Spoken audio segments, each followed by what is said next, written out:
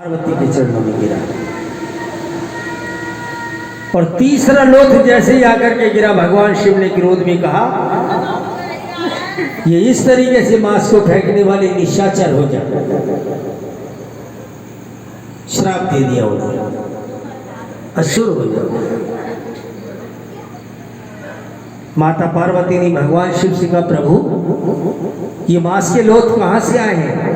उन्हें फेंकने वालों को तो आपने असुर होने का श्राप दे दिया, लेकिन जरा ये तो देखो ये मांस के टुकड़े हैं किसके?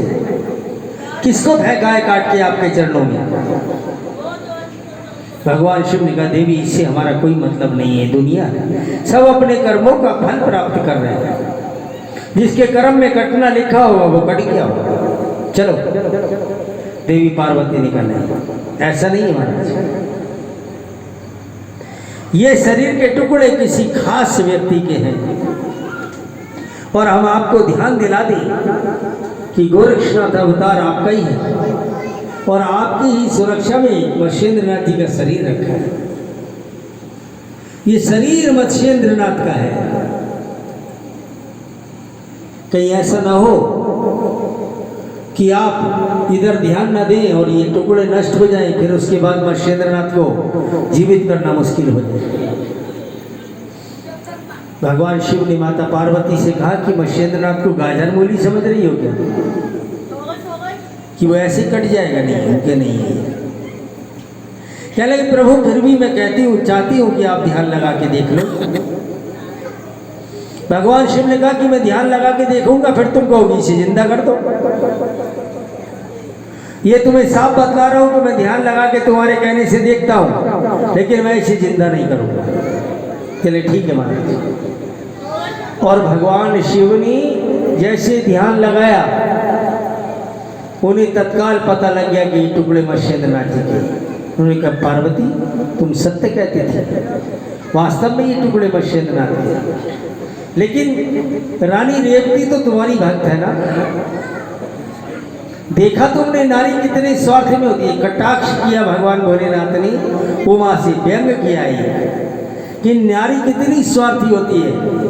अपने स्वार्थ के लिए, अपने स्वार्थ की रक्षा के लिए मेरे गुरु को टुकड़े टुकड़े करा दे। पार्वती ने कहा, नहीं महाराज ये नहीं हो सकता,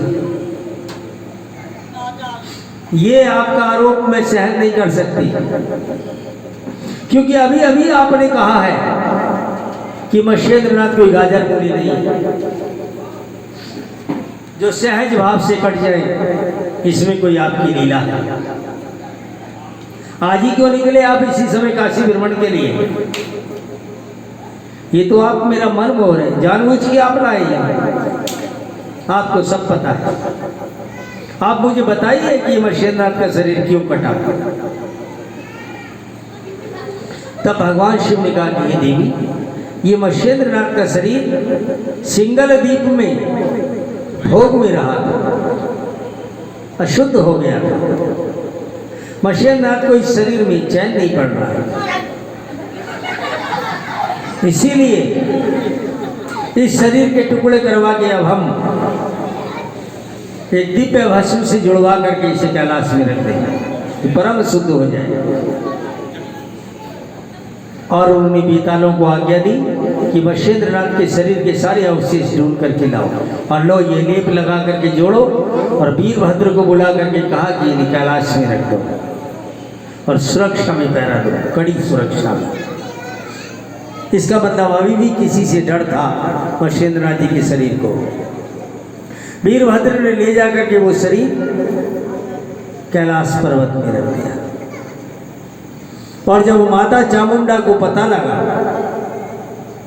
कि मत्स्येंद्रनाथ का शरीर कैलाश में रखा है, माता चामुंडा का क्रोध जाग गया